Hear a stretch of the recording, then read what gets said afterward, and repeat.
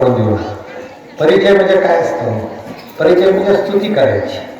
बरं, काही वेळा स्तुती माणसं इतकी करतात तसे साहेब की वाचल्या जागी मला संकोच वाटतो. फार लोक कौतुक करायला लागले की पहिला प्रश्न माझ्यासमोर येतो की आज पारितोषिक वितरण सोहळा आहे का पाटणे तुझी पुण्यतिथी आहे? काही वेळा कळत नाही, कारण जयंती पुण्यतिथीलाच बहुतेक.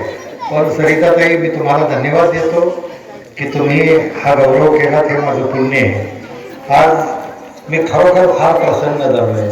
मी ज्ञानेश्वर कोळसे पाटलांचं अभिनंदन करणार आहे. इथं उपस्थित असणाऱ्या सगळ्यांचं अभिनंदन करणार आहे. आज प्रजासत्ताक दिन आहे, मी झेंड्यालाही मानवंदना देणार आहे. पण मुलांना एक सांगू का तुम्हाला? बघा, गावागावात अनेक मंदिरं असतात. येतानाच मी एका विठ्ठल मंदिरात जाऊन आलो. कधी गणपतीचं मंदिर असतं, कधी महादेवाचं मंदिर असतं, कधी महालक्ष्मीचं मंदिर असतं. पण महात्मा फुले आणि सावित्रीबाई यांच्या नावानं ज्ञानाचं मंदिर उभा करणारा एकच ज्ञानेश्वर कोळसे पाटील असतो. आज हे मंदिर इथं उभं राहिलं म्हणून तुमच्यासारखे अनेक मंडळी शिकून प्रतिष्ठित होऊ शकली. शेवट महात्मा फुले नेहमी असं सांगायचे, ज्ञान म्हणजे प्रकाश आणि अज्ञान म्हणजे अंधार. एका कवीनं फार छान सांगितले बघा, की एखाद्या ज्ञानाच्या मंदिरात जायचं असेल तर कसं जायचं? आकाशाचं मन कळत नाही वाराहून मुक्त झाल्याशिवाय. तुम्ही ऐकताय सगळीजण, मी काय सांगितलं की आकाशाचं मन कळत नाही वाराहून मुक्त झाल्याशिवाय, आणि ज्ञानाच्या मंदिरात जाता येत नाही दिवाहून भक्त झाल्याशिवाय. कसं जायचं असतं? दिव्यासारखं भक्त व्हायचं असतं. आपली संस्कृती म्हणून प्रकाश पूजक आहे. तमसोमा ज्योतिर्गमय आपला मंत्र आहे. मला तू अंधारातनं प्रकाशाकडे नाही. एक काळ आपल्याकडे पारतंत्र्याचाही अंधार पडला. हा अंधार दूर करण्यासाठी स्वातंत्र्य सैनिकांनी आज आपण 75वा प्रजासत्ताक दिन साजरा करतोय. 75 वर्ष आपल्याला आपली सत्ता मिळाली.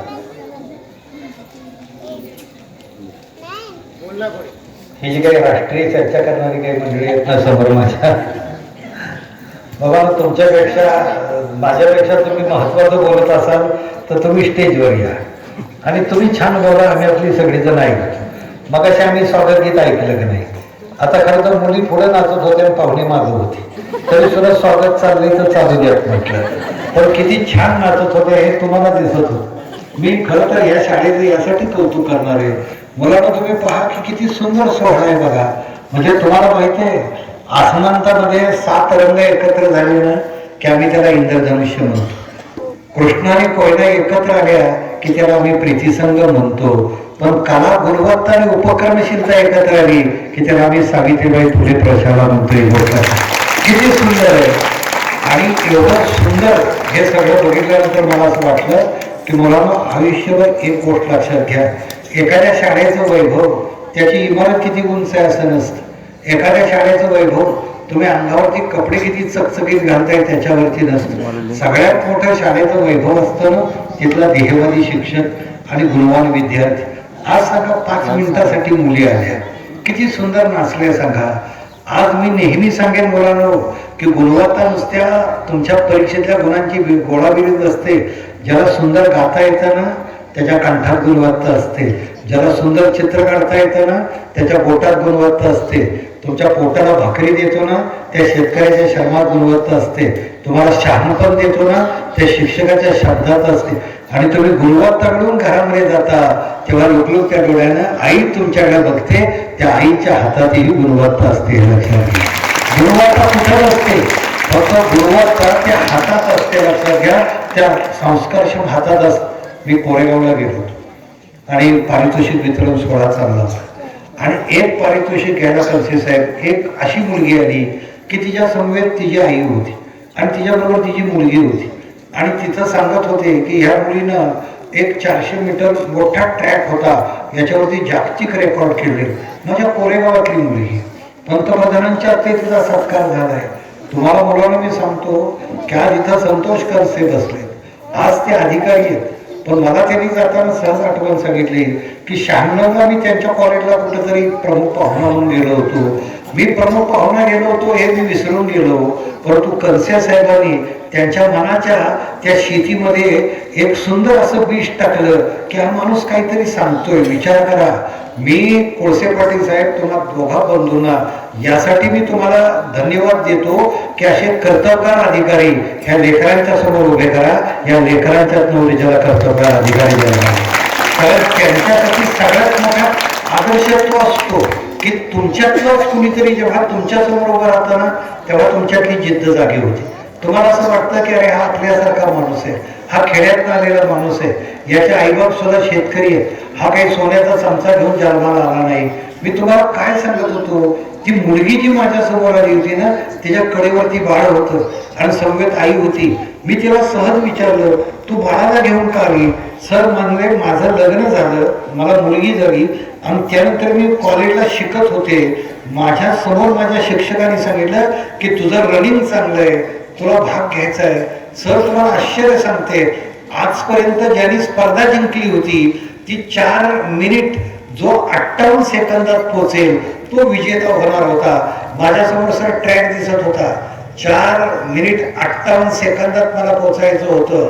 माझ्यासमोर 60 स्पर्धक होते, सगळे स्पर्धक हे त्याच वेळी पोहोचणार होते, एखादा मिनिट इकडं तिकडं. पण माणसाच्या मनाशी जिद्द वाढली आणि मी विचार केला की आपल्याला पडायचंय, पारितोषिक घ्यायचंय. मी काय केलं सर? म्हणलं बेटा काय केलंस? मी पलीकडच्या बाजूला माझ्या आईला बसवलं आणि आईच्या कुशीमध्ये माझ्या लेकराला बसवलं. मी बघितलं माझं लेकरू मला दिसत होतं, माझी आई मला दिसत होती. सर पाळण्यासाठी जेव्हा मी पोझिशन घेतली त्यावेळेस माझं मूल माझ्यासाठी दूध मागत होतं, मला पाना फुटत होता, पण एक जिद्द होती की ही स्पर्धा आपण जिंकायची. मी लेकराकडे बघत होते, मी आईकडे बघत होते, मी पळायला सुरुवात केली. सर तुम्हाला आश्चर्य वाटेल, 4 मिनिट 58 सेकंदातलं अंतर मी 4 मिनिट 56 सेकंदात पूर्ण केलं आणि मी भारतात पहिले. कुणी जिद्द दिली सांगा, कुणी जिद्द दिली? जिद्द तुमच्या मनात असते, लक्षात घ्या. फक्त मन जागवावं लागतं. मी नेहमी सांगतो की आयुष्यात मुलांनो मन जर घडलं ना माणूस घडतो, माणूस घडला ना तर राष्ट्र घडतं आणि राष्ट्र घडला ना इतिहास घडतो. तुम्हाला माहिती आहे 1936ला एका बोट तुटलेल्या माणसानं ऑलिम्पिक जिंकली होती. डॉक्टर ग्लेन नाव त्याचं होतं. त्याची तर शाळेमध्ये गेला आणि शाळेच्या इमारतीला आग लागली, त्यात भाऊ होरपळून गेला आणि या पोराचे पाय दोन्ही भाजले आणि डॉक्टर म्हणले याचे पाय काढले पाहिजेत कमरेपासनं. आईबाप आडवे पडले, म्हणजे पोराचे पाय काढायचे नाही, त्याला बँडेज घाला. बँडेज उलगडल्यानंतर बघितलं बोट जळून खाक झालेली होती आणि एक पाय उजला 3 इंचाने डाव्यापेक्षा कमी झाला होता. पण आई पुढे आली, म्हणजे दोघं आम्ही आईबाप आहे, आम्ही एका एका पायाची सेवा करू. आमचं एक पोरग या तुमच्या शाळेच्या ह्याच्यात गेलेलं आहे, म्हटले याला आम्हाला घडवायचं आहे. तुम्हाला आश्चर्य सांगतो की 1936ला लॉस एंजेलिस म्हणून तिथं जी ऑलिम्पिक झाली, ह्या मुलानं काय केलं असेल? या मुलानं काही केलं नाही. त्याला वडील एक सांगायचे, बेटा तुझ्या पायाची बोटं तुटली असली ना तरी तुझ्याकडे एक रग आहे, तुला पळता येतं छान म्हणले.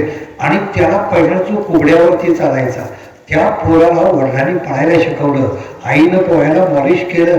मला सांगा, शेवट एक गोष्ट आयुष्यभर लक्षात ठेवा, अपंगत्व असतं ना ते हातापायाला चिकटलेलं नसतं, ते मनाला चिकटलेलं असतं.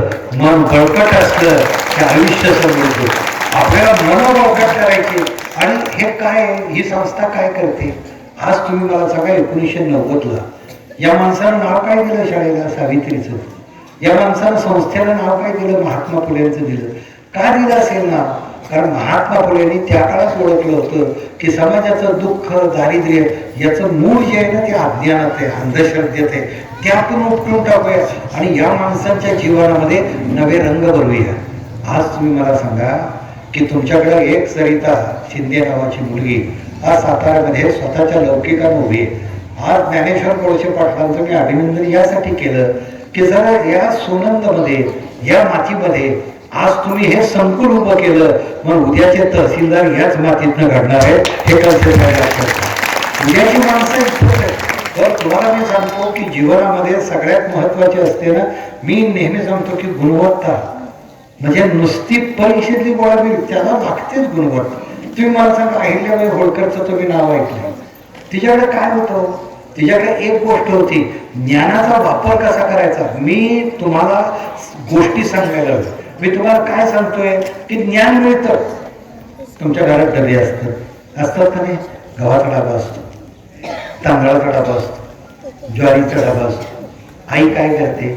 ज्वारी घेते, दळते, तांदूळ घेते, भात करते, डाळ घेते, वरण करते.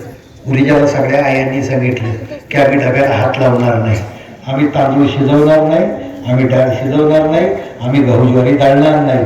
मला सांगा, त्या डब्यातल्या धान्याला काय लागेल सांगा? कीड लागेल, त्याला छोट्या छोट्या आळ्या लागतील. आपली डोकी सुद्धा डबे असतात, लक्षात घ्या. या डब्यातल्या जर ज्ञानाचा वापर आपण केला नाही ना, तर डोक्याला बी कीड लागण्याची शक्यता असते. म्हणून मेंदू, मनगट, मन हे सगळं आपल्याला सावध करायचंय आणि त्याचा चांगला वापर करायचा आहे. डाळ जास्त शिजली, करपली तर वरण कोण खाईल का? ज्ञान सुद्धा इतकं पाहिजे की कसं वापरावं. तुम्हाला माहितीये, अहिल्याबाई होळकर लहान होती आणि त्या काळामध्ये लहानपणी लग्न व्हायची. आता एक बरं आहे की मोठं झाल्यानंतर लग्न होतं, नाही तर त्या काळामध्ये साधारण 8-10 वर्षाचा झाला ना की सगळं लग्न घरातली पालक करून टाकायचे. आता जर ती प्रथा असती तर तुम्ही नवरा बायको जोडीने सगळे बसला असता. परंतु एक गोष्ट बरी आहे की आता आपल्याला शिकायला संधी आहे. त्यावेळेस ती अहिल्याबाई होळकर तिच्या वडिलांनी तिला घोड्यावर बसायला शिकवली, तीरकामटा शिकवलं आणि तिला पाहुणे बघायला गेले आणि पाहुण्याने पहिला प्रश्न विचारला, तुम्हाला नेम छान मारता येतो म्हणले, तुम्हाला तीरकामटा छान चालवता येतो? हो म्हणजे मला माझ्या आईवडिलांनी शिकवलंय. पहा कला कशा असतात त्या. मग ती म्हटली, मग मी काय करू? तुमची परीक्षा मला घ्यायची. ते झाड आहे ना, त्या झाडावरती बुलबुल पक्षी बसलाय, तुम्हाला उडवता येईल का? आता विचार करा, अहिल्याबाईंनी असा प्रश्न विचारला, मी झाडावरच्या बुलबुल पक्षाला का उडवायचं? म्हणजे आम्हाला तुमचा नेम बघायचा आहे. मग अहिल्याबाईंनी सांगितलं, नेम बघण्यासाठी मी बुलबुल पक्षाला का मारायचं? म्हणजे त्याशिवाय तुमचा मला नेम कसा दिसणार? अहिल्याबाई होळकर इतकं सुंदर वाक्य बोलल्यात, म्हणले तुम्ही जसे माझ्याकडे आज पाहुणे म्हणून आलेला आहात, तसा बुलबुल पक्षी सुद्धा माझ्या गावात पाहुणा म्हणून आलाय आणि पाहुण्याला मारणं ही आमची संस्कृती नाही. लक्षात ठेवा, आमची संस्कृती नाही. मला सांगा काय संस्कृती आहे? ही संस्कृती आहे. आज तुम्ही हळदी कुंकाच्या निमित्ताने इथे एकत्र आलाय, या विद्यालयामध्ये तुम्ही एकत्र आलाय. आज सगळी मंडळी मिळून तुम्ही हळदी कुंकू, हा आपल्याकडचा सगळ्यात मोठा संस्कार असतो. लक्षात घ्या, संस्कृती म्हणजे काय असतं रे? संस्कृती म्हणजे संस्कार आणि कृती एकत्र झाली की संस्कृती. तुम्ही मातीवर संस्कार केला ना की शेती जन्माला येते, तुम्ही दगडावर संस्कार केला ना की मूर्ती जन्माला येते, आणि माणसावर संस्कार केला की संस्कृती जन्माला येते. संस्कार माणसावर करायचं आणि हा संस्कार करताना केवळ तो नको. नाही तर आमच्याकडे कसं असतं माहिती का, आत्ताच्या काळात आमच्या आईवडिलांना काय वाटतं, पोरांनी नुसते भरमसाठ मार्क मिळवावेत. मी आईवडिलांना आवर्जून सांगेन, आज नुसत्या मार्काला भुलू नका. जर आपल्याला उद्याचा चांगला माणूस घडवायचा असेल ना, त्याच्यावर चांगले संस्कार करा. आज सगळे आईवडील जे आहेत ना, ते कशाला बोलतात? आज तुम्हाला मी सांगेन की अहिल्याबाई कुठल्या शाळेमध्ये गेली होती पण सुंदर प्रशासन केलं. गाडगे बाबा कुठल्या शाळेमध्ये गेला होता पण कीर्तन असे करायचे की माणसं छानपणे ऐकायची. लोकांना सध्या असं वाटायला लागलंय की परीक्षेतले मार्क म्हणजे सर्वस्व. कोळसे पाटील साहेब, कळसे साहेब, तुम्हाला सांगतो, मध्यंतरी 10वीचा निकाल लागला आणि माझ्याकडं एक ग्रस्त त्या एका पोराला घेऊन आला आणि तुम्हाला आश्चर्य सांगतो, त्या पोराकडे त्यानं बोट केलं, सांगितलं, साहेब हे 3 पेढे घ्या. मी म्हटलं पोरगा एकच आहे पण 3 पेढे का हातात देत आहे? म्हणजे 3 पिढ्यात पडले नाहीत, तेवढे मार्क घ्यायला पडलेत म्हणले. म्हटलं किती टक्के पडलेत? तर म्हणजे 90% पडलेत. म्हटलं छान, अभिनंदन तुझं. म्हणजे आता पोराचं काय करणार? म्हणजे पोराचं कलेक्टर करणार. म्हणजे त्याला विचारलं का काय करणार? त्याला विचारलं का कलेक्टर करणार का काय करणार? त्याला काय विचारायचे? म्हणले मार्कच असले भन्नाट आहेत. तुम्ही आता 10वीच्या मार्कावर बोलता. 10वीचे मार्क हे सूज असते, लक्षात घ्या. पोरालाच वाटतं आपण आता कलेक्टर करायचं, पण पोरं 12वी झाल्यानंतर लक्षात येतं हे कंडक्टर होण्याची बी लायकीचं नव्हतं. लक्षात घ्या, कारण त्याची सूज 2 वर्षात असावी हे लक्षात घ्या. आणि मग लक्षात येतं आपण चुकी समजू. म्हणून नुसत्या मार्काला बोलू नका. मला सुद्धा कित्येक वेळा आता कळसे साहेबांनी सांगितलं, मी 1996ला पारितोषिक वितरण सोहळ्याला गेलो. पण कळसे साहेब, मी आता अलीकडे एका शाळेत गेलो होतो पारितोषिक वितरण सोहळा होता. एका विज्ञान प्रदर्शनाचं उद्घाटन केलं आणि एक पोरग माझ्या मागं हिंडत होतं. मला काय हिंडते कोण आठवत. त्याने माझं असं जॅकेट ओढलं तसं मी म्हटलं का रे बाळा, म्हटलं एक प्रश्न तुम्हाला विचारू का, म्हटलं उत्तर देणे इतका सोपा विचारणार असलं तर विचार म्हणलं. कारण पोरं एवढी लबाड असतात बरं का, कुठं काय प्रश्न विचारतील ह्याचा नियम नसतो. तुम्हाला म्हणतो पोरांची गणित खरंच कळत नाही. म्हणजे परवा दिवशी मी एका ठिकाणी वाचलं, कुठला तरी अधिकारी शिक्षण अधिकाऱ्यांपेक्षा मोठासा वर्गात गेला आणि प्रश्न विचारला. काय प्रश्न विचारला, एक गाडी सांगोल्यापासून कोल्हापूरला 4 तासात जाते. तो पोरग म्हणला जात असेल. नाही, एक गाडी सांगोल्यापासून कोल्हापूरला 4 तासात जाते तर माझं वय काय. आता मला सांगा, माझ्या खिशात 10 रुपये आहेत तर कलसे साहेबांच्या खिशात किती रुपये आहेत. तुम्ही मला 10 रुपये ते अगोदर दाखवा, मग आम्ही त्यांच्या खिशातले समजू. तर हे गणित, एक गाडी सांगलीतनं सांगोल्यातनं कोल्हापूरला 4. मागे पोरग हुशार, त्याने बोट वर केलं. सर मी सांगतो. म्हटलं सांग बेटा. म्हणले तुमचं वय 44. अरे करेक्ट म्हणले. तुला कसं काय जमलं वय सांगायला माझं. म्हटले सोपं आहे म्हणले. आमच्या घरात एक अर्धवट येडा भाऊ आहे म्हणले, त्याचं वय 22 आहे, त्याच्यात दुप्पट म्हणा तुम्ही येडा. आता ते पोरगं शहाणं म्हणावं ह्या शहाणं म्हणावं. म्हणून पोरांच्याकडची उत्तर प्रश्न. माझ्या पोरानं जॅकेट ओढलं, मला त्याने विचारलं की सर एक प्रश्न जो विचार म्हणजे आजच्या कार्यक्रमाचे पाहुणे तुम्हीच आहे का. म्हटलं तुला ओळखायला यावं यासाठी जॅकेट घालून आलं. नाही म्हटलं तुम्हाला एक प्रश्न विचारू का. विचार. म्हटलं तुम्हाला परीक्षेत किती टक्के मार्क पडले तुम्हाला. मी त्याला म्हटलं तुला काय काळजी आहे, मला पाहुणा म्हणून बोलवलंय, त्यांनी विचारले नाही टक्के मला किती आणि तू कशाला. नाही म्हणलं आम्हाला माहीत पाहिजे की म्हणला. म्हटलं तुला किती टक्के पडलेत म्हणला. मला म्हणला 82% पडलेत. अरे वा म्हटलं, माझ्यापेक्षा तू हुशार आहेस. मला तुम्हाला किती टक्के पडलेत. म्हटलं पडलेत 60-62%.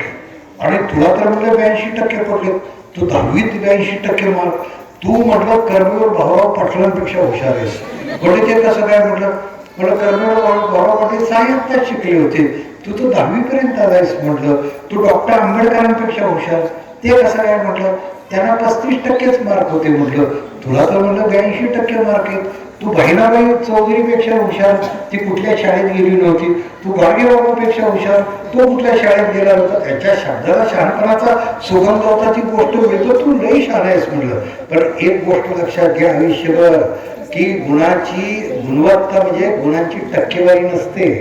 एक गोष्ट आयुष्यभर लक्षामध्ये घे की गुणवत्ता म्हणजे गुणाची टक्केवारी नसते, तर टक्के टोपे खाऊन मिळवलेलं यश म्हणजे गुणवत्ता असते.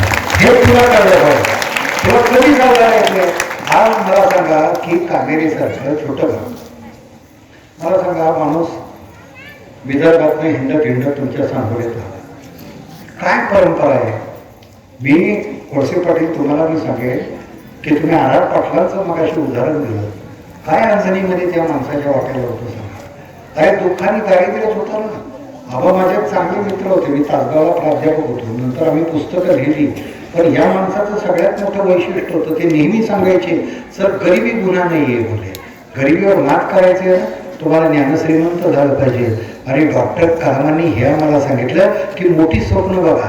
मी मुलांना तुमच्या शाळेत का मी तुम्हाला सांगतो, कोळसे पाटलांसारखा एक माणूस सोनत गावामध्ये एक छोटंसं रोपटं लावतो 27 मुलींच्या वरती. आज हजारो मुलं मुली इथं शिक्षण घेतात. ही साधी सुधी गोष्ट नाही आहे, लक्षामध्ये घ्या. जीवनामध्ये तुमच्याकडं गुणवत्ता असते, त्याला जात धर्म नसतो मुलांना. गुणवत्तेसाठी फक्त एक असतं, त्याला संधीची गरज असते, त्याला प्रोत्साहनाची गरज असते. डॉक्टर आंबेडकर जेव्हा PhD झाली ना, तेव्हा आपल्या कोल्हापूर संस्थानचे राजर्षी शाहू महाराज मुंबईच्या परळच्या चाळीत गेले आणि काय घेऊन गेले, मोठा हार घेऊन गेले. आता कलसे साहेबांना मोठा हार घातला, आम्हाला मोठा हार कशासाठी घालायचा. ते हार घेऊन गेले आणि डॉक्टर आंबेडकर असे पळत पळत खाली आले. राजा आलाय कोल्हापूरचा. आणि शाहू महाराज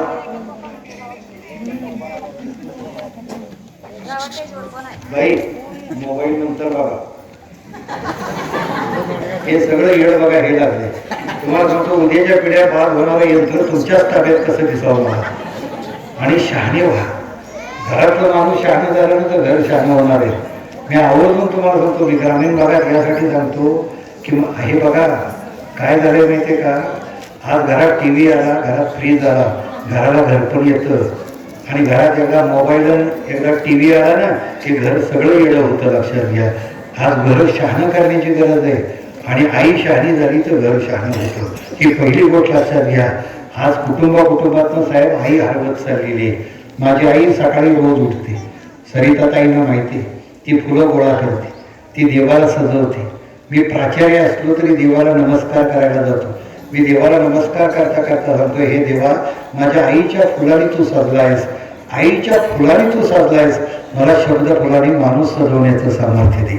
मी शेवट ईश्वराला एक मागणं मागतो. आणि तुम्हालाही मंडळी मी सांगतो की तुमच्यातलं सामर्थ्य जर जागं झालं ना तर तुमच्या आयुष्यात तुम्ही अनेक गोष्टी सहज साध्य करू शकता. आज जर या टप्प्यामध्ये तुमच्या मनाच्या भूमीमध्ये मी काही दाणे टाकले नाही. गौतम बुद्ध काय सांगायचे माहिती आहे? गौतम बुद्ध एक वाक्य सांगायचे की माणसाचं मन हे शेतीसारखं आहे, आणि मनाच्या शेतीमध्ये विचाराचे दाणे टाकावे लागतात. बुद्धीचा बैल घ्यावा लागतो, उत्साहाचा नांगर घ्यावा लागतो, सत्याची कास पकडावी लागते, कष्टाची उपासना करावी लागते, विकाराचं तर उपटून टाकावं लागतं, मनाची मशागत करावी लागते, मग मनाच्या शेतीतनं अमृताचं फळ येतं. ही गोष्ट लक्षात घ्या. मनाची मशागत केली नाही आम्ही मनात तशीच खिडकी ठेवली, काही जन्माला येणार नाही. लक्षात घ्या. म्हणून जेव्हा राजर्षी शाहू महाराज परळच्या चाळीत गेले, म्हटले तू दलित समाजात जन्माला आलास, एक उंच शिखर गाठलंस, आज अभिमान वाटतो आम्हाला. मुलांवर जीवनामध्ये मोठं व्हायचं असेल ना तर त्याची बीज आईनं लेकराच्या मनात टाकायचं असतं. आम्ही मातृदेवो भव म्हणतो, आम्ही पितृदेवो भव म्हणतो. कशासाठी आम्ही हे सगळं म्हणतो? त्याचं कारण मुळात एक असतं. आईला देव का म्हणायचं, शिक्षकाला देव का म्हणायचं? तुम्ही देवाच्या देवळात जाता, देवाला नमस्कार करता, देवाला काय मागता हो? देवाला तुम्ही मागताना सांगता, देवा मला ज्ञान दे, चांगली बुद्धी दे, मला सामर्थ्य दे. मग तुम्हाला ज्ञान कोण देतं? शाळा देते. ज्ञान कोण देतो? आई देते. ज्ञान कोण देतो? गुरु देतो, वडील देतात. जो आपल्याला देतो ना तो आपल्यासाठी देव असतो. लक्षात घ्या. आणि म्हणून आपण देवाला का मानतो? कारण देव आपल्यासाठी मानसिक आधार असतो. तुम्हाला माहिती आहे शांताबाई शेळकेंची एक छोटी कविता आहे बघा. तुम्ही लहान लहान मुलं आहे, तुम्ही पहिलीत असताना कविता शिकली. वेलीवरची एक कळी, थोडी शारी थोडी गोळी, डोळीत घालून हिरवी टोपी, संध्याकाळी गेली झोपी, स्वप्नात तिच्या देव आला, हळूच पापा घेऊन गेला. दुसऱ्या दिवशी कळी उठली, खतखत हळूच सुटली, इतके हसू आले की कळीची शेवटी फुल झाली. मी शांताबाई शेळकेंना म्हटलं की ताई मला एका प्रश्नाचं उत्तर द्या, स्वप्नात तिच्या देव आला, देव कोण आहे? मला शांताबाईंनी सांगितलं, छान प्रश्न विचारलास. म्हणजे स्वप्नात तिच्या देवाला हळूच पापा घेऊन गेला. कळी म्हणजे कोण असतं? कळी म्हणजे लहान मुलं असतात. लहान मुलं कशी असतात? थोडी शारी थोडी पुढे असतात. म्हणजे सगळी पक्की फळी बी नसतात आणि पक्की शारी बी नसतात, अशी निम्मी निम्मी असतात. पण त्या कळ्यांची फुलं होतात. त्या कळ्यांची फुलं होण्यासाठी त्याला स्पर्श देवाचा होतो. देव कोण? देव म्हणजे आई असते, देव चांगलं पुस्तक असतं, देव चांगली शाळा असते, देव चांगला गुरु असतो. पहा तुम्ही, या देवत्वाचा स्पर्श झाला ना की कायमची फुलं होतात. तुम्हाला माहिती आहे, मी जेव्हा शाळेत होतो ना, ही थोडं जशी बोलतायत कोळसे पाटील साहेब, तसं मी सुद्धा चुरू बोलायचो, असं मागं बसून बोलायचं. मला एकदा सरांनी असं बोलवलं, पाटणी इकडे म्हटले, आणि मला बोलवल्यानंतर मला म्हणजे तुला माहिती आहे सांस्कृतिक कार्यक्रम आहे? हो म्हटले, त्याच्यात आपण एक एकांकिका करणार आहे. परवा म्हटलं छान. आणि एकांकिकेमध्ये तुला घ्यायचं ठरलंय. काय आनंद झाला. मी कॉलराशी केली. म्हटलं कॉलराशी का करतोस? नाही म्हटलं, तुम्हाला शेवट का व्हायला आमच्या अभिनयाचा म्हटलं पत्ता लागला. आता तेवढ्या आम्ही 10वी 11वीला होतो ना, आणि मला तिने एकांकिकेत घेतली. ती एकांकिका शिवाजी महाराजांची होती. त्याचं नाव स्वातंत्र्य यज्ञ होतं. शिवाजी महाराज ठरले होते. ती एकांकिका जावळीच्या खोऱ्यातली होती. चंद्रराव मोरे ठरले होते. सर म्हटलं मला काय काम दिले? म्हणजे तुला एक काम दिले एकांकिकेत, तो जो हेर असतो का नाही, हेर, बरं म्हटलं तेवढंच तुझं काम. आणि मला काम काय होतं माहिती का तुम्हाला? मला काम एकच होतं, शिवाजीच्या कानापाशी जायचं आणि उगीच तोंड हलवायचं. सर ड्रायव्हर नव्हता. नंतर चंद्रराव मोरेच्या कानापाशी जायचं आणि उगीच तोंड हलवायचं. सर म्हणजे तोंड हलवून तोंड दुखायला लागलं. म्हटलं एक तरी वाक्य मला काहीतरी द्या. म्हणजे जर मनानं डायलॉग म्हटलास ना तर कानाखाली गणपती काढील. म्हणजे विचार करा किती भीती असते. आणि आमच्या त्या एकांकिकेत तो जो शिवाजी झाला होता ना, अरे काय तेजपुंज, तो असा स्टेजवर नुसता आला ना, टाळ्यांचा कडकडाट. पण त्याच्या अगोदर एक चंद्रराव मोरे यायचं, स्टेजवर आल्यानंतर असा उभा राहायचा, मग असा सगळ्या जंगलाचा पडदा होता. आणि चंद्रराव मोरे आला की एक वाक्य वळायला, कोण शिवाजी म्हणले, अरे तो डोंगरातला मंदिर असा चिरडीन. आणि असा चिरडीन म्हटलं की शिवाजीने टंक उडी मारायची, तलवार काढायची, चंद्रराव मोरेने तलवार काढायची, तलवारी तलवार आठायची, टंकन आवाज यायचा, लाईट जायची, दिवस चालू व्हायचा आणि दोघांच्या तलवारीची खेळ चालू व्हायची. कुलकर्णी सरांनी फार छान खेळत आणि दोघंच खेळत बसायचे. आणि आम्हाला मागे लय वाईट वाटायचं की आम्ही म्हणायचं सर ही दोघंच काही खेळतात, म्हणजे आम्हाला मी घ्या की खेळत कुठतरी. पण सर पकडून ठेवायचे आम्हाला, हे कुठं तरी सटकल म्हणून. आणि सरांनी सांगितलं होतं तलवारी तलवार आपटली ना की फोटोग्राफरनं समोर फोटो घ्यायचा. एक साधं काम होतं, तलवारी तलवार आपटली की फोटो घ्यायचा. चंद्रराव मोरे गेला, डायलॉग सुरू केला, कोण शिवाजी. आणि पडद्याच्या मागं कुलकर्णी सर इतके चिडले, त्यांना राग आवरेना. त्यांनी त्या चंद्रराव मोरेला असा पाठीवरनं हात फिरवत फिरवत आणला आणि सर या बाजूला मागलं पडद्याच्या बाजूला जी अशी लाट घातली नव्हता करायला ते चंद्रराव मोरे बापकर पुढं पडले. सर आम्ही हे होतो, 2-4 जण होतो, आम्हाला राग आला. सर म्हटलं त्याला का मारलं, त्याला असा गुडघा का मारला.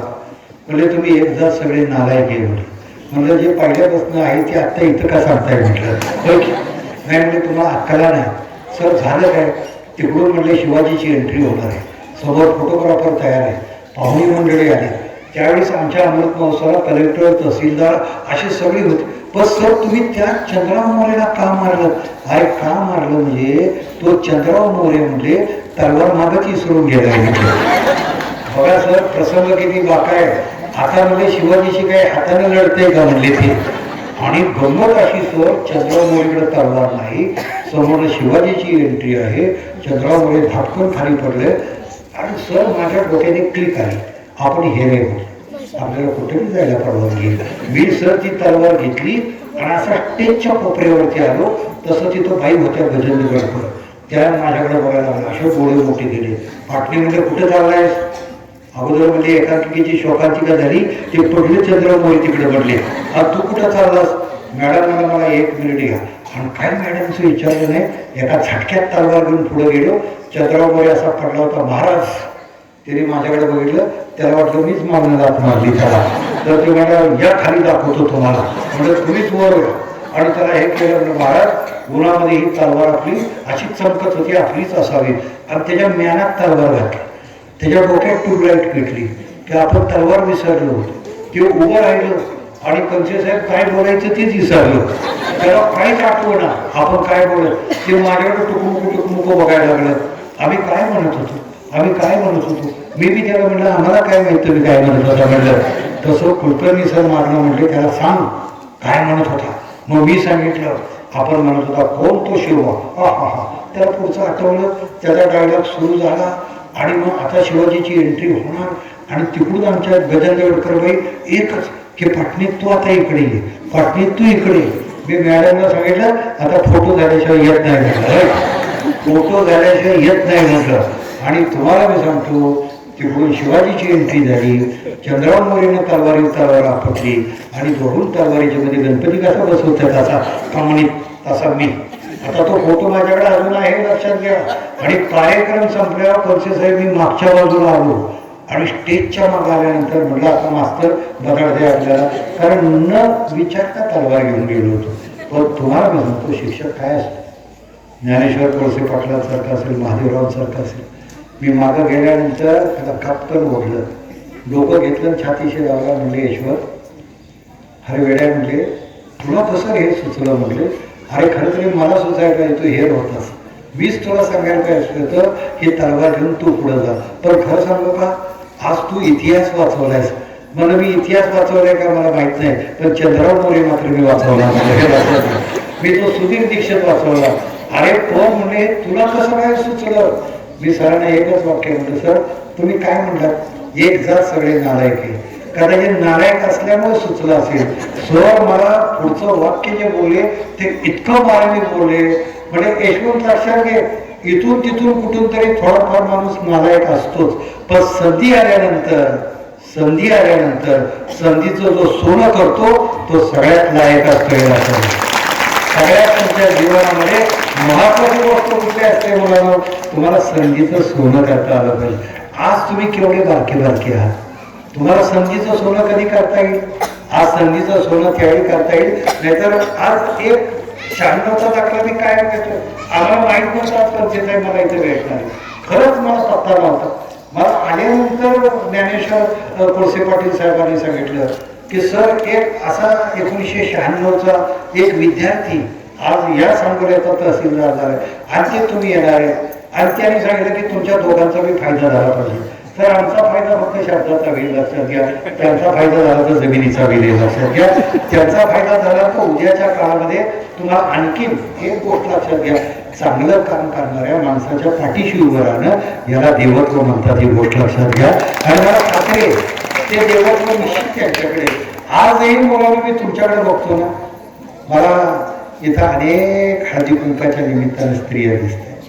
मी सगळ्या माऊल्यांना जाताना सांगणार एक आयुष्यात गोष्ट लक्षात घ्या. पहा तुम्ही, मी काय सांगतोय की माणसाला वारसा हक्काने दोन गोष्टी मिळतात, एक संपत्ती मिळते आणि दुसरी गोष्ट त्याला आई मिळते. हे लक्षात घ्या. मी काय सांगतोय बघा, एक संपत्ती मिळते, आजची संपत्ती उद्याच्याला नष्ट होते लक्षात घ्या. पण आई लेकराच्या रूपाने नवी संपत्ती निर्माण करते. आणि आई जर एक अशी डोळ्यामध्ये स्वप्न मुलाच्या पेरत असेल ना, मी साधा तुम्हाला एक प्रसंग असो. 2004ला एका आंधळ्या मुलीला बालश्री नावाचा पुरस्कार दिला. कोळसे पाटील साहेब तुम्ही मला सांगितलं की इथं सगळ्या महिला आहेत. मी मुद्दाम तुम्हाला सांगतो 2004ला एक आंधळी मुलगी अशी समोर बसली आणि पुरस्कार देणारी व्यक्ती कोण होती माहितीये? डॉक्टर अब्दुल कलाम भारताचे राष्ट्रपती होते. आणि ते डोकं खाजवत होते की या मुलीला पुरस्कार का दिला, कारण की दोन्ही डोळ्यांना आंधळी आहे आणि कडेला सूत्रसंचालन करणारे एक सूत्रसंचालक होते. आणि ते काय सांगत होते, ते एकच वाक्य सांगत होते, या मुलीचं नाव मनश्री आहे. हे जन्माला आले ना तेव्हा तिला दिसतच नव्हतं. मग तिच्या थोरल्या बहिणीनं आईला प्रश्न विचारला, आई सगळ्यांची बाळं टुकमुकू बघतात पण आपली मनश्री कोणाकडेच बघत नाही. आईच्या डोळ्यात पाणी आलं आणि तिनं सांगितलं, अगं देव एक पाखरू घेऊन आकाशात हिंडत होता, कोणाच्या घरट्यात टाकायचं, तर आपल्या घरट्यात टाका. तिथं प्रेमळ आई आजोबा सगळी जण आहेत. विचार करा, त्या आईनं पण बांधला की मुलीला दिसत नसलं ना तरी आपण शिकू. पण काही दिवसानंतर पोरीला अजिबात दिसेना, तेव्हा त्या पोरीला हाताचा पाळणा घेऊन आई डॉक्टरांच्याकडे आली, माझ्या पोरीला काहीच दिसत नाही. डॉक्टरांनी बघितले डोळे, आई आता डोळे काढले पाहिजेत. डोळे काढले तर तुझी पोरगी वाचेल. आई म्हटली, माझी पोर अजून महिन्याची झाली नाही, अजून तिला जग बघायचंय, अजून तिला सृष्टी बघायची, तो पण तिचे डोळे काढायला लावताय. पहा, तुम्हाला डोळे हवेत का मनश्री हवी? आई म्हणली मनश्री हवेत, मग डोळे काढावे लागतील. आईच्या डोळ्यात पाणी आलं, तिनं मूठ घट्ट आवडली आणि म्हणले तुम्ही सही दिली तर पुरीचे डोळे काढणार आहे. आईनं कागद बघितला आणि चक्कपैकी सही दिली. डॉक्टर तुमच्या समोर मी शपथ घेते, या पोरीच्या जावळावरती हात फिरवून शपथ घेते, माझी पोरगी कदाचित आंधळीच असणार आहे पण ती असं यश मिळवेल की तुम्ही उघड्या डोळ्याने तिचं यश बघा. एवढं सुंदर शपथ करून आईची काय जिद्द. मी का सांगतोय आया नाही हे सगळं, अशा आया जेव्हा निर्माण होतात तेव्हा एक मनस्वी निर्माण. त्या आईनं काय केलं असं मुलीला दिसत नव्हतं, साध्या शाळेत टाकलं. ही सावित्रीबाई फुले सारखी मराठी माध्यमाची शाळा. आणि पोरगी घरी आली ना की आई हातात घ्यायची, हात पटकन पाण्यात टाकायची आणि पाण्यात हात पडला की आई सांगायची मनश्री याला पाणी म्हणतात, त्याला वॉटर म्हणतात. आणि आईनं हातात एक काटकी घेतली होती. जसं महात्मा फुले सावित्रीबाईंना मातीची पाटी आणि काटकीची लेखणी करून शिकवायचे ना, तसं आईनं त्या पोरीकडं एक काटकी घेतली होती आणि आई हाताने लिहायचं पाणी, कारण पोरीला फक्त स्पर्श ज्ञान होतं, तिला दिसायचं नाही. आणि मग पोरी पाठीमागनं म्हणायची पाणी, वॉटर, WATR, वॉटर. कधी कधी म्हातारी आजी असं दुधात ताकात गोड घालायची, याला ताक म्हणतात, कारण तिला एक इंद्रिय बघा, पंचेंद्रिय असतात. एक तुम्हाला श्वासातनं कळतं, एक तुम्हाला जिभेतनं कळतं, एक डोळ्यातनं कळतं, एक कानातनं कळतं, एक त्वचेतनं कळतं, पंचेंद्रिय. पण एक इंद्रिय पूर्णपणे बंद आहे, लक्षामध्ये घ्या, पूर्ण बंद आहे, आपल्याला डोळ्यानं दिसत नाहीये. मग आईने विचार केला हिला 4 इंद्रियामार्फत शिकवायचं. आणि म्हणून कधी कधी तुम्हाला माहिती आहे, थोरली बहीण चाफा गुलाब घ्यायची, नाकापाशी न्यायची. एक दिवस मनस्वीने आईला प्रश्न विचारला, आई सगळ्यांना वाटतं की चंद्र फार सुंदर आहे, मला त्या पौर्णिमेचा चांदोबा बघायचा. आई मुलीकडे बघत राहिली. बेटा, जगातली सगळी सुख तुझ्या दारासमोर आली, पण तुला मी चांदोबा कसा दाखवू? तुला सांगू? हे बघ, तुझ्यासाठी मी काय आणले. आई काय आणलेस? तू दुःख तुझा विसरावंस ना डोळ्याचं, म्हणून तुझ्यासाठी मी छान हार्मोनियमची पेटी आणली. आई मी काय करू? तू पेटीवरची सूर अडवत राहा बेटा. तू सूर अडवशील ना तशी तुझी दुःख कमी होतील. मी इथल्या उद्या सांस्कृतिक कार्यक्रम तुमचा होणार आहे. मी समस्त मुलांना सांगतो, मुलांना जेवढा विचारवंत महत्वाचा असतो ना तेवढा कलावंतही महत्वाचा असतो. कारण कलावंत तुमच्या दुःखावरती फुंकर घालतो, एखादा ज्ञानवंत तुम्हाला बौद्धिकदृष्ट्या समर्थ करतो. आणि आईने दिलेली पेटी ती मनस्वी वाजवायची. तुम्हाला माहिती आहे सर, पेटीत सूर किती असतात मुलांनो? 7 सूर असतात. सूर कुठले असतात? सारे गम पधनिसा असतात. आता मला एक सगळ्यांनी उत्तर द्या, सूर 7 असतात, आपण उच्चारतो किती? बघा तुम्ही उच्चारून मला. सारे गम पधनी सा. मग सा का जोडतो आपण? तुम्हाला लक्षात येते का? सुरामध्ये तुमच्या जगण्याची कहाणी आहे. पहा तुम्ही, सा म्हणजे सागर, रे म्हणजे रेती आणि ग म्हणजे गगन. 3 लोक आले बाई. सागर म्हणजे पाताळ झालं, रेती म्हणजे पृथ्वी झाली आणि पुढचं गगन म्हणजे आकाश, तो लोक वेगळाच, स्वर्ग लोक. 3 लोक, सारे ग, त्यानंतर म येतो. म याचा अर्थ मनुष्य. मग मनुष्य कसा पाहिजे? तो पधनी. प म्हणजे पराक्रमी पाहिजे, ध म्हणजे धर्मशील पाहिजे आणि नी म्हणजे नीती संपन्न पाहिजे. मग सा का जोडायचा? सा यासाठी जोडायचा, सा जोडला की तो सामर्थ्य संपन्न होतो. सा हा सामर्थ्याचा असतो आपल्याला. आणि त्या पोरीला वाटलं की सूर अडवता अडवता आपण सामर्थ्य मिळवतोय. एक दिवस त्या मुलीनं शिक्षकांना प्रश्न विचारला की सर मला रायगडला जायचंय, सर मला प्रतापगडला जायचंय. शिक्षक म्हणले, आंधळी पोरगी तुला प्रतापगड आणि रायगडातला फरक काय करणार? पायाला दोन्हीकडे दगड लागणार. त्या पोरीनं सरांना सांगितलं, सर जिथं अफजलखानाचा डोळा शोधानं बाहेर काढला ना त्या मातीला जाऊन मला वंदन करायचंय, आणि जिथं राजा म्हणून राज्याभिषेक झाला त्या मातीला मला सॅल्यूट करायचंय. सर मला तुम्ही रायगड दाखवा. सर पोरगी गिर्यारोहण झाली, पोरगी चांगली संगीतज्ञ झाली, 10वीला 85% मार्क मिळाले आणि 2004ला शासनानं तिथं दिल्लीला पाठवलं. दिल्लीने तिला बालश्री पुरस्कार जाहीर केला. आईच्या वेळात घडाघडा पाणी आलं. आई पहिल्यांदा शाळेत गेली. शाळेतल्या सरांना सांगितलं, सर माझ्या मुलीला बालश्री पुरस्कार मिळालाय. त्या डॉक्टरांच्याकडे गेली आणि डॉक्टरांना सांगितलं, डॉक्टर 20 दिवसाची आंधळी पोरगी, तिला बालश्री पुरस्कार मिळालाय. आणि गंमत अशी, हे सगळं ऐकता डॉक्टर कलाम इतके भारावून गेलेले होते. तो पुरस्कार दिले, don't come here Manaswi, don't come here. आणि स्वतः डॉक्टर कलाम त्या मुलीपाशी गेले, त्या मुलीपाशी पुरस्कार घेऊन गेले. आमच्या पोरीला काय म्हणताय? Manaswi, I am proud of you. You are blind but your success is very great. तू आंधळी आहेस पण तुझं यश किती मोठं आहे. त्या पोरीनं नमस्कार केला राष्ट्रपतींना. राष्ट्रपती महोदय, मी वंदन करते, मी एका शाळेची विद्यार्थिनी, पण खरं सांगू तुमचं अग्निपंख पुस्तक मी वाचलं आणि माझ्या मनात चैतन्य निर्माण झालं. मी खरं सांगते, I don't like you say to me blind. मला तुम्ही आंधळी म्हणलात. पहा, सगळ्यांनी आयुष्यात लक्षात घ्या, लग्नाला कधी लग्न म्हणू नका, आंधळ्याला कधी आंधळा म्हणू नका, लहान असेल तर त्याला कधी बुटका म्हणू नका, व्यंगावरनं कधी कोणाला चिडू.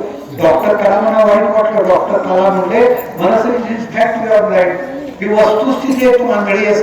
पोरगी काय ठणकावून सांगते, राष्ट्रपती महोदय मी आंधळी नाही, मला एक ज्ञानाचा डोळा माझ्या शाळेनं दिला आणि संस्काराचा डोळा माझ्या आईनं दिला.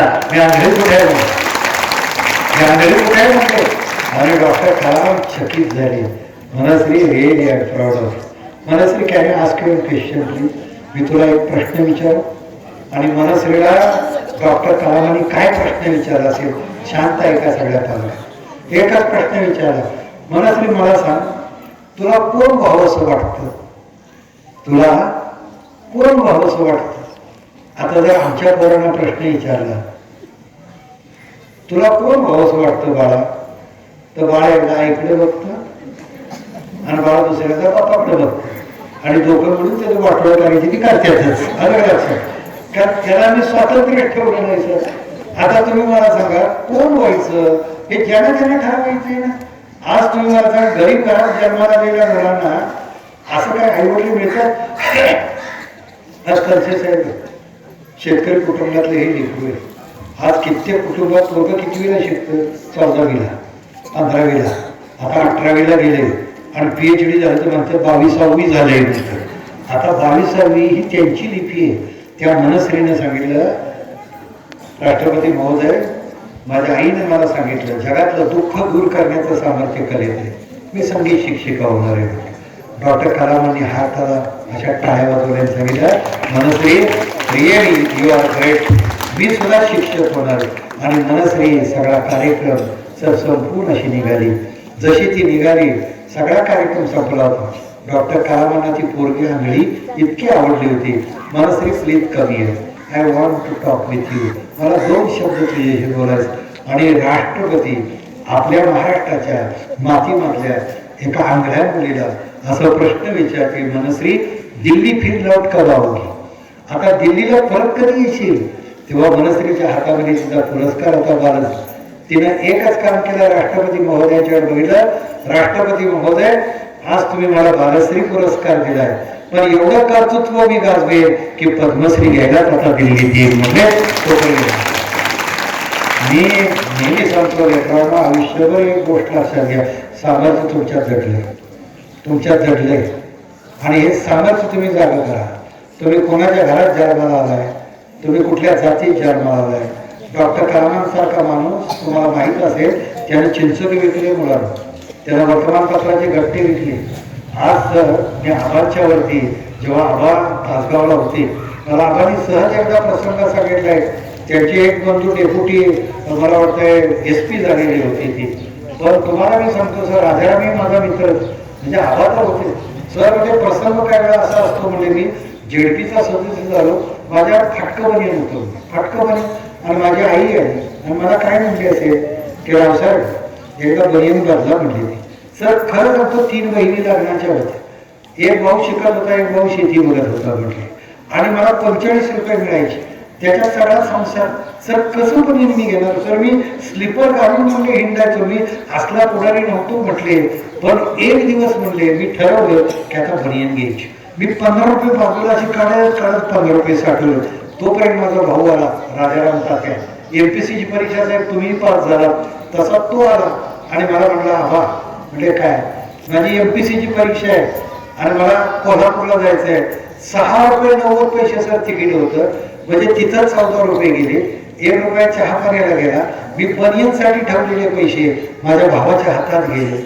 सर आश्चर्य असं म्हणले की तो महाराष्ट्राच्या 9वा MPSCला आणि तो पोलीस अधिकारी झाल्यानंतर मी आबांना सहज प्रश्न विचारला, आबा पण ते तुम्ही तुमचं बनियन बदललं का नंतर, म्हणजे तुमचं फाटकं बनियन बदललं का? आबाने उत्तर मला फार छान दिलं, सर फाटकं बनियन आज नाही उद्याच्याला बदलता येत, पण त्याला 15 रुपये दिले नसते तर त्याचं आयुष्य फाटलं असतं, ते कधी सांगता आलं नसतं. अरे ज्ञानेश्वर कोळसे पाटील यासाठी मोठ्या मंडळी लक्षामध्ये घ्या की त्याने अशी फाटलेली आयुष्य इथं सांगण्यासाठी हे काढलं. आज सावित्रीबाई फुल्यांसारखं एक संकुल इथं उभं आहे. मी आज 4 तासाचा प्रवास करून या माणसाचं कौतुक करायला. आज ते त्यांच्या मळ्यामध्ये एक 32 किती म्हटलं तुम्ही, आज 36,000 स्क्वेअर फूटचा माणूस काम करतो. आज इथं फार्मसी युनिट होणार आहे, म्हणजे ते बॅचलर होणार आहे, डिप्लोमा होणार आहे. तुम्ही मला सांगा, एक वैद्यकीय शाखेचं नवं दालन तिथं खोलणार, ही जिद्द असते. आज तुम्ही मला सांगा 90 याला किती वर्ष झाली, पण एक मनामध्ये आज अंकुर होता की एका बाजूला मी सावित्रीबाई फुलेंचं हे काढलं, आता मला दुसऱ्या बाजूला लेकरांना पुन्हा एकदा उंच झेप करून द्यायची आहे. मी शेवट माझ्या भाषणाचा करता तुम्हाला मी सांगेन मुलांनो, सावित्रीबाईचं नाव आपण शाळेला घेतलं. तुमच्यातली सावित्री जर जागी झाली ना, त्या सावित्रीनं कलामांनी सांगितलं की सर घरात सगळ्यात मोठी संस्कृती स्त्री संस्कृती असते. मला जेव्हा अभियांत्रिकीला सर प्रवेश मिळाला, घरात पैसे नव्हते सर, घरात पैसे नव्हते, मला अभियांत्रिकीला प्रवेश मिळाला. आम्हीच्या डोळ्यात पाणी, आब्बाच्या डोळ्यात पाणी.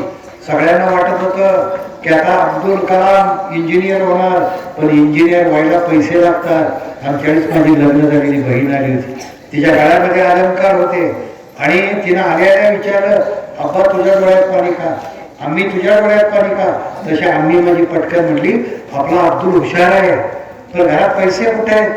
तसं बहिणीने सांगितलं, पैसे नाहीत, काळजी करू नका, हे माझ्या अंगावरचे दागिने माझी शोभा वाढवायला नाहीत, हे दागिने घ्या, बँकेत जा, गहाण ठेवा, पैसे घ्या आणि अब्दुलला शिकवा. या घरातनं ज्ञानाची प्रकाशवाट निघाली पाहिजे, अब्दुल मोठा झाला पाहिजे, लक्षामध्ये घ्या. आणि अब्दुल कलामांनी सांगितलं, माझ्या बहिणीने सगळे दागिने काढले, असे समोर ठेवले, माझ्या डोळ्यात पाणी होतं. तुम्हा मंडळीनं सगळे रयत उभी राहिली ना, ते लक्ष्मीबाईंच्या दागिन्यावर उभी राहिली. विवेकानंद संस्था उभी राहिली, बापूजींनी केली ना, ती सुशीलाबाईंच्या या त्यागावरती उभी राहिली. या इथं जी महात्मा फुले शिक्षण संस्था उभी राहिली ना, ही सरिता आणि सविता यांच्या योगदानावरती उभी राहिली. ही सुद्धा गोष्ट लक्षामध्ये घ्या. शेवट एखादी गोष्ट आज तुम्हाला मोठी झालेली दिसते, तिथं अब्दुल कलामांनी सांगितलं बहिणीला, काय सांगितलं, माझ्यासाठी हे तू दागिने दिलेस, मी दागिन्यावरती हात ठेवून शपथ घेतो, इतका मोठा होईल, इतका मोठा होईल, आणि मोठा झाल्यानंतर या दागिन्यात भर घालून तुला मी आणखी दागिने देईन. त्या बहिणीनं अब्दुल कलामकडे बघितलं, अब्दुलकडे बघितलं आणि एक चापट मारली घराघरी. म्हणजे अब्दुल पुष्कळ मोठा हो, पण तू दागिन्यात भर घालून मला दागिने द्यावेस, यासाठी वेड्या मी हे दागिने दिले नाही, तर तुझ्यासारखा गुणवान मुलगा हा भारत मातेच्या गळ्यातला दागिना व्हावा, ही माझी इच्छा आहे. आणि म्हणून हे ज्ञानेश्वराचं मंदिर यासाठी या मातीत उभं राहिले, इथनं अनेक दागिने घडावे. आणि मला खात्री आहे, हा सोननमध्ये मला सगळ्यात मोठं आश्चर्य वाटतं, या गावामध्ये आनंद आहे आणि या गावामध्ये सोनं सुद्धा आहे, लक्षात घ्या. हा दुहेरी मिलाप आहे, सोनं आणि आनंद जिथे एकत्र येतं त्याला सोनंत म्हणतात, हे लक्षामध्ये घ्या. आज मला सोनं त्या लेकरांच्या रूपाने दिसतंय आणि आनंद हा उद्या तुम्ही सगळ्यांनी घेणार नाही. तेव्हा जाताना माझी विनंती एकच आहे, देणाऱ्याने इतकं लोकांना द्यावं आणि जाताना द्यायला शिका. आई काय देते, आई प्रेम देते. अरे वृक्ष काय देतोय, वृक्ष छाया देतो, माती माया देते, वारा श्वास, फुलं वास देतात, वेग पाणी देतो, पक्षी गाणी देतात. माणसानं काय द्यावं, माणसानं प्रेम द्यावं, माणसानं प्रेम द्यावं, एकमेका हात द्यावा, देता खावं आणि संस्कृतीचं गाणं गावं. हे गाणं गाण्यासाठी तुम्हाला शुभेच्छा देतो आणि मुलांना थांबतो.